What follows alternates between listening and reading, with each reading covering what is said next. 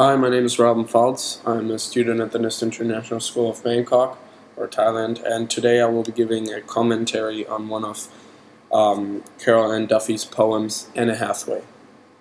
A little bit of context: Anna Hathaway is a poem that Carol Ann Duffy has written to give a second perspective on the quote from Shakespeare's will that he wrote, which is, "I to my give unto my wife is my second best bed." This quote, the item I give unto my wife, my second best bed, is sort of branded with negative connotation, because many, or myself as well, would interpret this as a sort of not insult, but as a sign that Shakespeare did not really love his wife to an extent in which you should love your wife, because he's only giving her her second best bed. However, in this poem, Carol Ann Duffy is showing the exact opposite. The poem itself is basically a sonnet spoken in the voice of Shakespeare's wife, Anna Hathaway. We can see that it's a dramatic monologue, as it's only being described from the perspective of Anna Hathaway. The poem itself has 14 lines and no formal rhyme scheme. Starting off with the first stanza of this poem. Actually, there's no stanzas of this poem, but the first section, in terms of content, in my opinion, lies between the lines of 1 and 3, in which Shakespeare's wife tells us that the bed was more than just the second best bed. You know, it was this spinning world. Speaking metaphorically, the spinning world.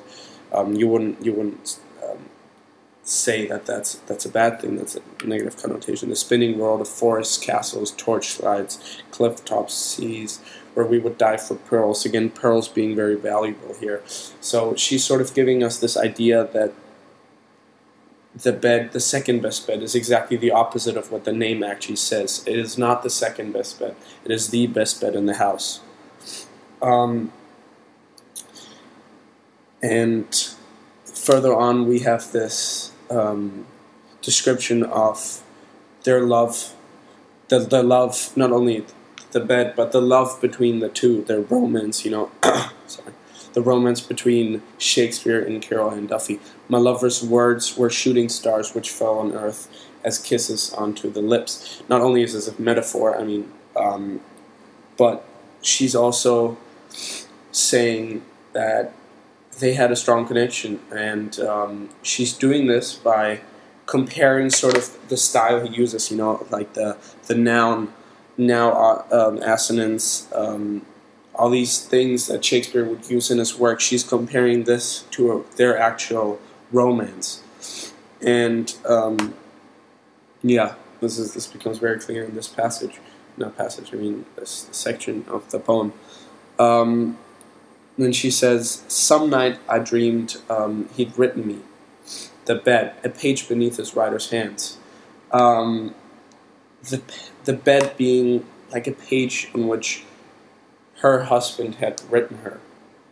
Now, in my opinion, she is actually saying that she was like a catalyst for the work of Shakespeare himself. She and the second best bed in the house were triggers that set this mindset of Shakespeare to create such beautiful things. So, in the matter of fact, that second best bed must have been very, very valuable to Shakespeare, because he may have even known himself that without the bed, maybe a lot of his work wouldn't have even been written or so successful. Then lines 11 and 12 are, in my opinion, one of the most important parts of the poem, as we get this description of the actual best bed in the house. Anna Hathaway does actually reveal that the best bed in the house is only reserved for her guests. Now, in my opinion, I would not give my guests the best bed in the house if it's actually the best bed. So she's actually saying that the best bed in the house was the second best bed, and the best bed in the house was reserved for the guests. You know, this changes the entire perspective on this second best bed. We can now see that the second best bed was valuable to the both of them more than the best bed in the house. And this also becomes very visible as she says, in the other best house, the best our guests dozed on, dribbling their prose. If we go back to the beginning of, or if we chronologically go down the poem, she mentions a lot of like romance, now assonance, noun, and now she compares this to the prose, and the prose has this negative connotation of being very boring.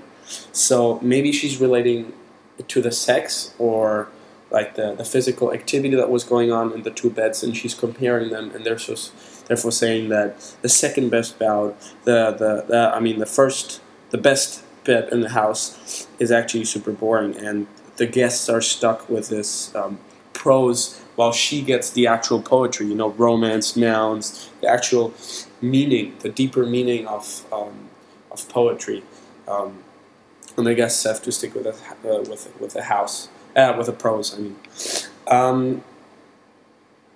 and now we're getting to the last part of the poem, which is one of the saddest parts. Not only because Anne Hathaway tells us that, well, let me read this out first. I'll hold him in the casket of my widow's head as he held me upon that next best bed. Well, we see the rhyme here, you know, we see the head bed, which is, first of all, something very significant in terms of Shakespeare's work. It's one of his, you know, signature moves in terms of using the sonnet. You know, the last two lines of the entire poem have this rhyme, and that's something that Shakespeare uses a lot. Maybe she's using this to sort of show that she still cares for him, even though he's already, you know, dead. She writes this and she uses his work. Not only would this back up this idea of her being a catalyst for his work, but also would it show that these two last lines show that she will hold on to him. She will hold on to the memory of her husband, just as he sort of held on to her in their second best bed, which is, again, actually the best bed in the house in terms of actual romance. And by saying this, by not only using this very significant part of Shakespeare's work, the last two rhyming lines, but also saying this, that she will hold on to him, she's actually comparing the bed, or making it to a symbol for her ending love for him, for her never-ending love for him, sorry. So she's saying that the second best bed is actually a symbol from him, not only to her, that their love will last on forever even though he's dead, but also from her to the world, that she will still continue loving him although he has passed away.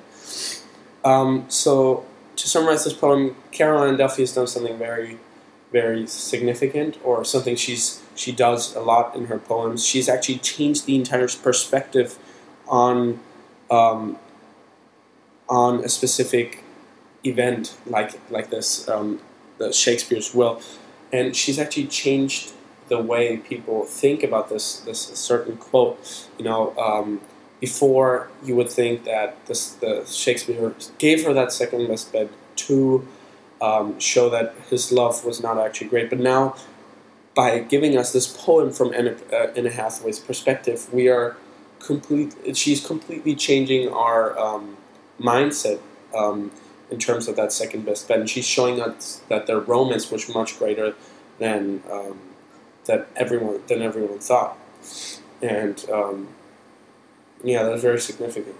Thank you very much.